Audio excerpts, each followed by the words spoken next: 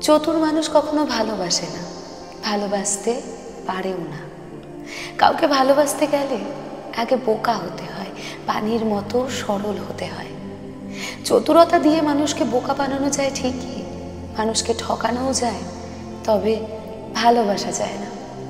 যারা ভালোবাসে তারা নিজেকে উজাড় করে দিয়েই ভালোবাসে। নিজেকে ধরে বেঁধে রেখে যারা সম্পর্কে জড়ায় তারা কখনো ভালোবাসতে কাছে আসে না। চতুরতা দিয়ে ভালোবাসার দৌড়ে দাপিয়ে বেড়ানো আর ভালোবেসে কাছে এসে নিজেকে সঁপে দেওয়ার মাঝে তফাৎটা অনেক। যাকে ভালোবাসা যায় তার সাথে চতুরতা, ভণ্ডামি, প্রতারণা, ছলনা এগুলো করা যায় না। মনের অজান্তেই বেড়ে ওঠা অনুভূতি বাধ্য করে মানুষটার কাছে নিজেকে ক্ষুদ্র করে রাখতে। ভালোবাসলে সব কিছু উজাড় করেই ভালোবাসতে হয়। ভালোবাসা অল্প অল্প করে হয় না।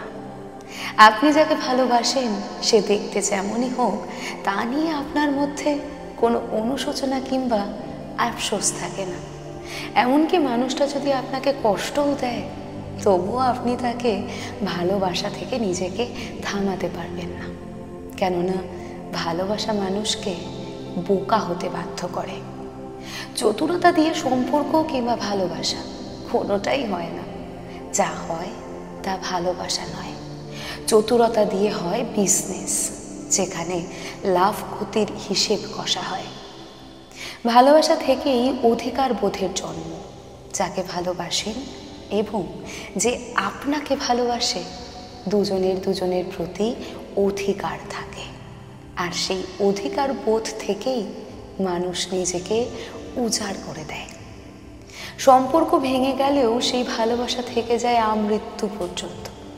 আর তাই হয়তো রবি ঠাকুর বলেছেন, যাহা দিলাম তাহা উজাড় করিয়াই দিলাম। এখন ফিরিয়া তাকাইতে গেলে দুঃখ পাইতে হইবে। অধিকার ছাড়িয়া দিয়া অধিকার রাখিতে যাইবার মতো এমন বিড়ম্বনা আর নাই।